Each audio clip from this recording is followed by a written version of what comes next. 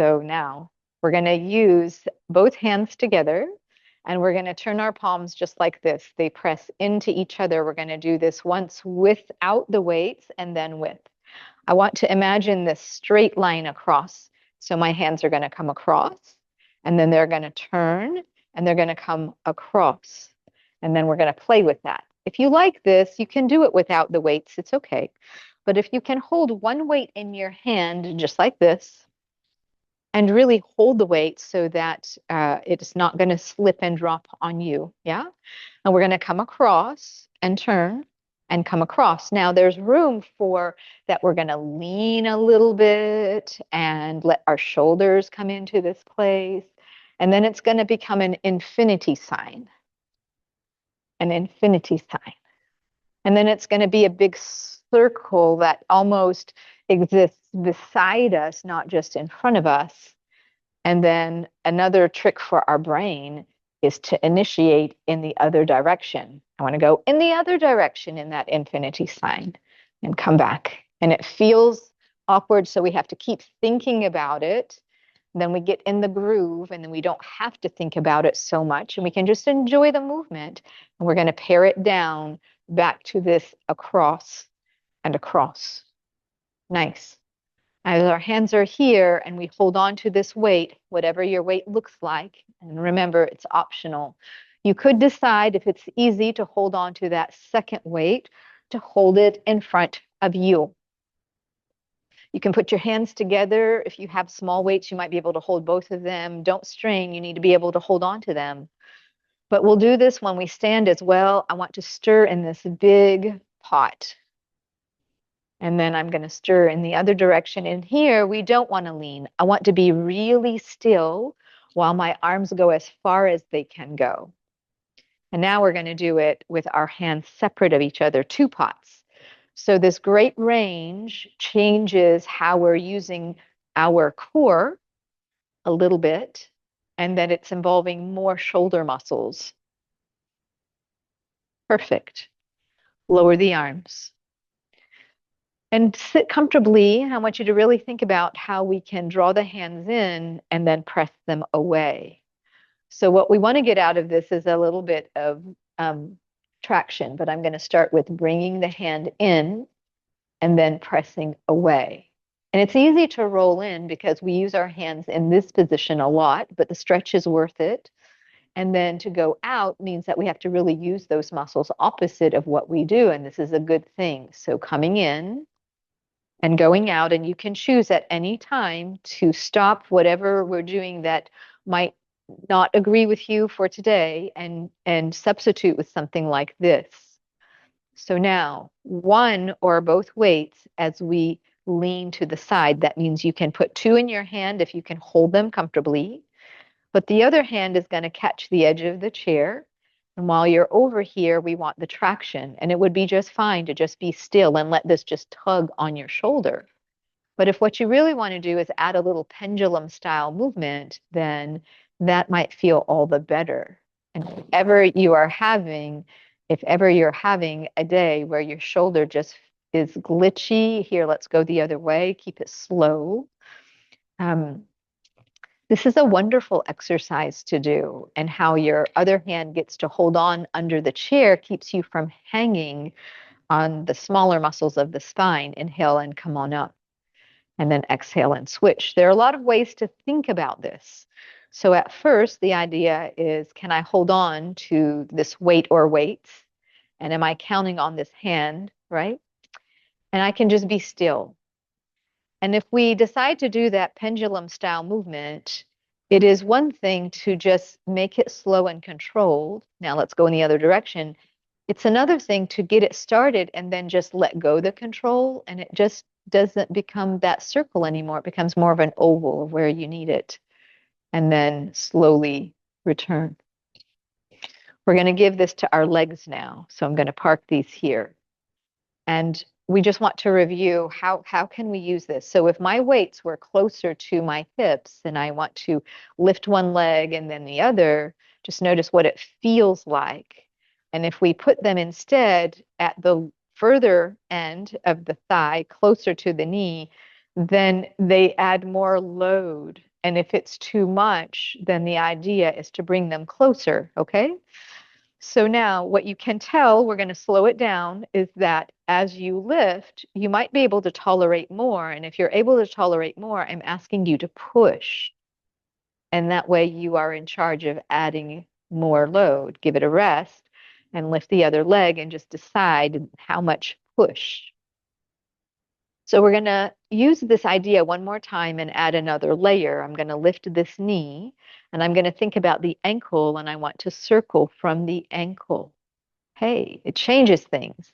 And then in the reverse, that's a wonderful way to warm up the ankle and really affect this deeper hip flexor strength and give it a rest without it being weight bearing. Lift the knee, decide how much push, if any, and then being really still, sitting upright at your tallest spine.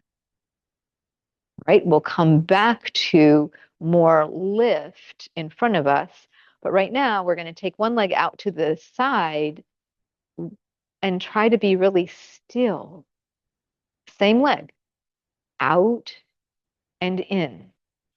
And so in our warm up, we sometimes practice things we'll do later and add layers. So here we are, other side. I want to be really still, sit upright at my tallest spine and let the leg move. Just the leg gets to move. The arm is passive, going along with. Perfect.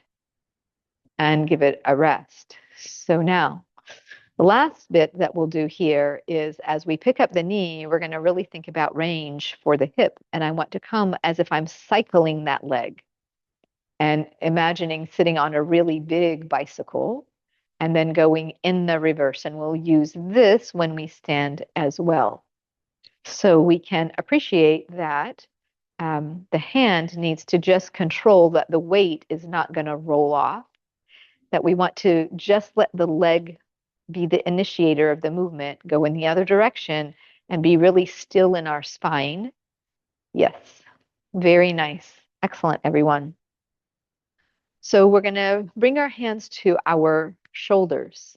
And I want us to just explore going straight up.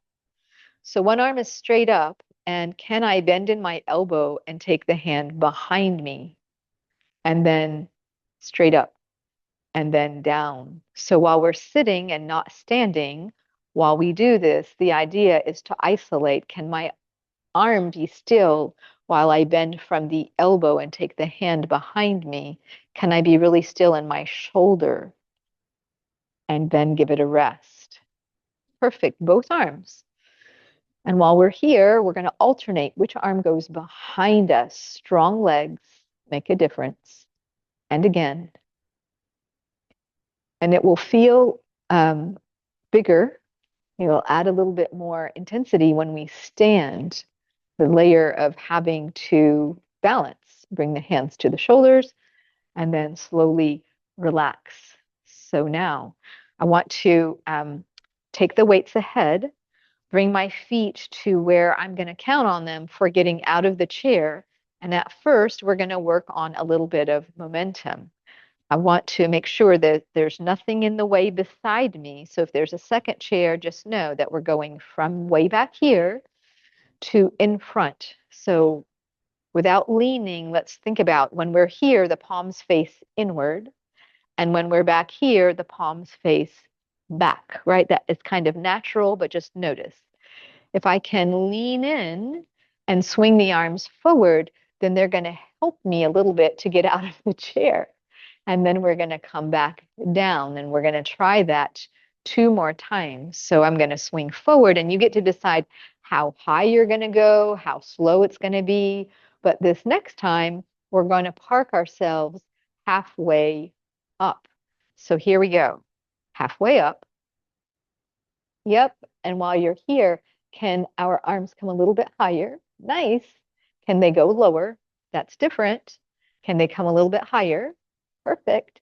And then inhale and come the rest of the way. Bring your hands to your shoulders. Walk your feet in. Slowly lower. And let's adjust the chair. I'm going to put the chair on my right-hand side. Chair on the right. So on the screen, I know that it appears on the left. Yeah. And so I'm adjusting to put my chair on the right side. And what that means is that I'm really going to put it on my right side, even though it might appear on the left on the screen, because everyone here in the classroom with me is putting their chair on their right side. We're going to put one weight down, and it's important to put this weight down in a way that it's not going to roll off the chair, that it's going to just sit right here. Okay? And I'm going to hold on to the chair and step somewhat away. Nice. And we're going to come into a little bit of a side bend. Notice that I bent my elbows to just kind of come to a side bend, and I can be in charge of just how much that is. And you're welcome to step further away and make this whatever you wish, all right? But my hand is going to the shoulder. I'm not taking it overhead sideways. I'm taking it overhead straight up. Yeah. So sometimes we come into these lateral poses, and we might take our arms straight up in yoga. And wouldn't it be great if what we practiced when we added weights was a way to just strengthen things that we do so that we can grow into them more and keep adding more layers of progressions, preparations. Very nice. That's all I wanted from that part today. And then we're going to step that little bit closer to the chair. And the leg on the inside, that's going to be our front leg. The leg on the outside is traveling behind us. And we're going to make it so that we're going to bend the front knee and then straighten the front leg. All right. So at first, let's just practice that. Let's just notice that here's this warrior one setup. I can bend the front knee and straighten the front leg, but now I want to take my arm forward. And if you want to put the weight down, please do. And then I'm going to come back. Perfect. And we're going to keep teasing some layers of what can we add so that we give ourselves today's challenge. I can get here and lift the back heel. Hey, how about that? And then come back upright.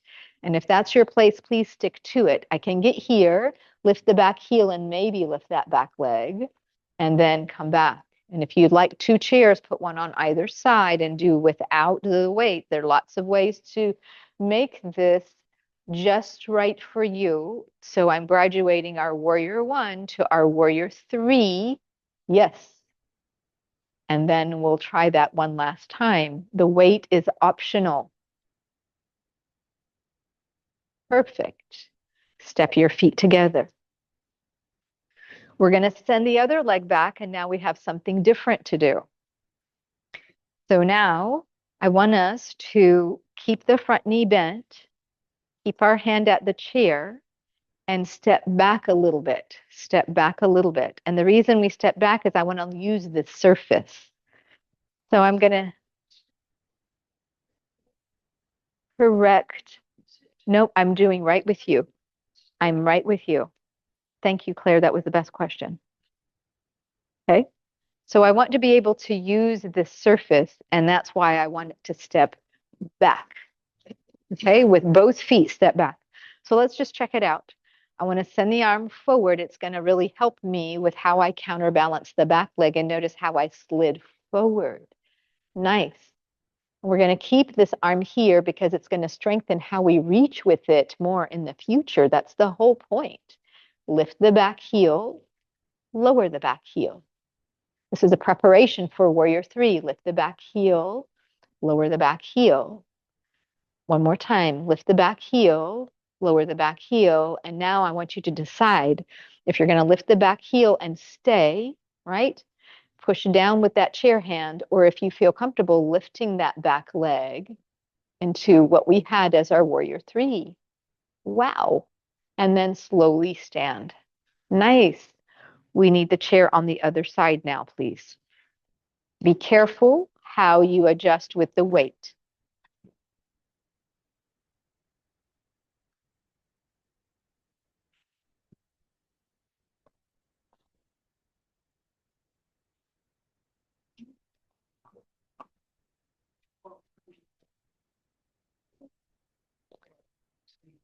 So I'm gonna adjust this way just to stay with you all. And I put one weight down just so that it is in a good way, not rolling off. And I'm going to step away from the chair, away from the chair. Okay? So as we step away from the chair, I have this bent elbow. I can decide how much I want of this side bend. And as you come into a side bend, bring your hand to the shoulder. You can decide whether your feet are together or more hip width, but we're going straight up any amount, any amount. Both legs strong and on, movement slow and controlled. And we can feel how we're strengthening more than just the arm. This is affecting how we're holding ourselves with all of those side body muscles. One more time. And we're not collapsing because of the bottom hand. Excellent. Take your time, come upright, come back in. The inside leg is that front leg, the bent knee. The outside leg is behind us. And the chair is here, and we have a very comfortable proximity to the chair. So I'm going to take that arm, free arm goes behind me, and I'm going to swing it forward and lean in. I can bend my front knee more and then come back. And as I go again, the idea is to lift the back heel. Hey, how about that? And it's really nice to warm up with that a few times just to let all of those joint structures receive their opportunity to hold you. And then lifting the back leg becomes part of the next transition, not just that leaning in, moving with breath. Very nice. And let's try that one more time. Beautiful. Now we're switching. Here comes the other leg in front. So now my inside leg is the back leg. And I'll turn this way so that we can all see. I want to step back from the chair. I want to be able to use that surface, right? And I'm going to send the arms, both of them ahead so that I can fold into this position and just check it out. Here we are. We're going to work our way back. Let's do that again. I'm going to slide in and I'm going to lift the back heel and lower the back heel. Nice. I can repeat that and then I can consider lifting the back leg. And if that's where you're going, I'm asking you not just to rest this hand at the chair, but to push. Decide how far you're going. And then very slowly work your way in the reverse. Nice. Step the feet together.